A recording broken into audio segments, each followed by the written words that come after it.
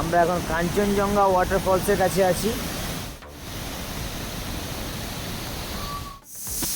বাপরে বাপ, মাঝে মধ্যে সব অন্তিম আওয়াজ পাওয়া শোনা যাচ্ছে। জলের স্ফীতি দেখুন, মানে জলের আওয়াজ। বর্ষাকালে আমরা আসি না ভয়ঙ্কর রূপের জন্য।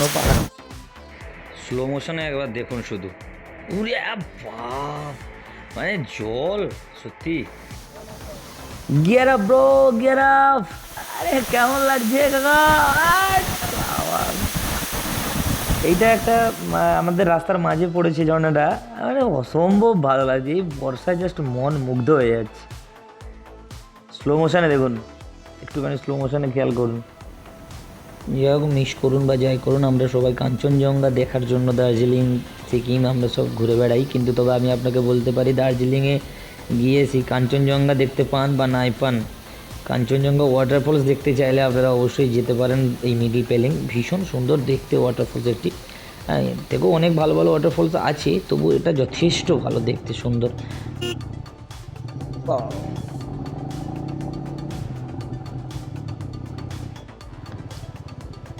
এই একটা ওয়াটার পাসিং, আগে উপর দিয়ে যেত, এখন নিচে করে দিয়েছে।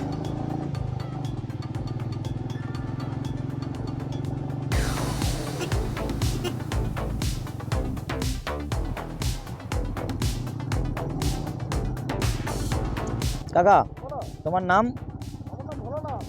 ভোলানাথ। পুরো নাম? আমার পেছনে বসে আছে এখন ভোলানাথ মণ্ডল কাকা। কাকার বাড়ি আমরা কাকা সবং থেকে এসছে। সবংটা পশ্চিম মেদিনীপুর না পূর্ব? সবং পশ্চিম মেদিনীপুর, আমি পূর্ব মেদিনীপুরের ছেলে, কোলাঘাটের। তো কাকার বয়স নিয়ার অ্যাবাউট 40 থেকে 45। কাকারই বয়সী বা আরও 5-7 বছর করে বয়সে বড় এইরকম আমাদের কাছে আছে 5 জন মেম্বার, যেটা সবথেকে বড় অ্যাচিভমেন্ট আমাদের কাছে। আমরা আমাদের এজে এসে এইরকম শখ থাকাটা স্বাভাবিক, কিন্তু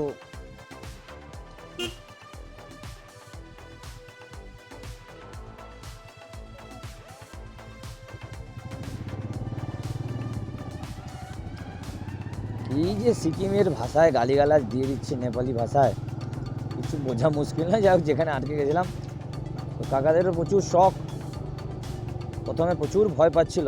গ্যাংটক, সিকিম থেকে আমরা কালকে গ্যাংটক যাব, কিন্তু দার্জিলিং থেকে যে পেলিং আসার রাস্তা, প্রত্যেক বাইকারের একবার করে এই রাস্তা আসা উচিত, নিজেকে বিচার করতে পারার জন্য যে সে ঠিক কতটা ড্রাইভিং শিখেছে এবং আর কতটা বাকি আছে তার শিখতে।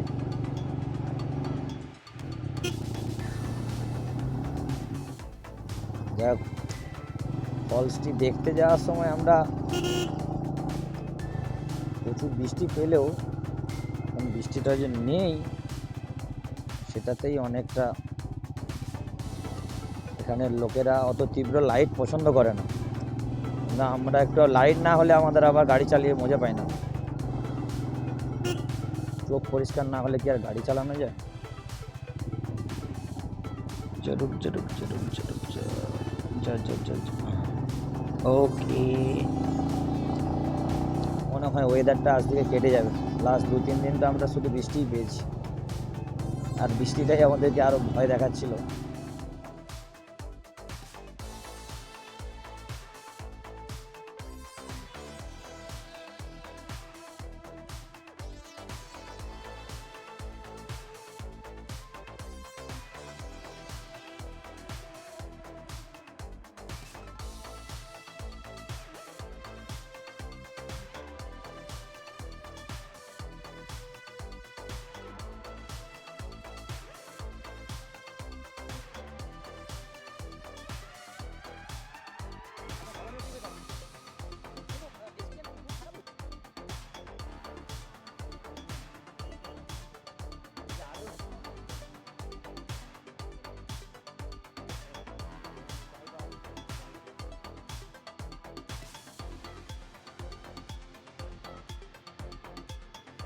কালকে সকাল সকাল বেরোতে হবে, তাই তেলটা আমরা ভরে নেব এখান থেকে। তেল ভরে আমরা আবার মিডিল পেলিংয়ের দিকে রওনা দিলাম। আমার সব সাঙ্গপাঙ্গরা চলে গেছে। একটা কথা বলে রাখি, আমরা আজকে আমাদের এখান থেকে জাস্ট আমরা হোটেলে ঢুকে যাব।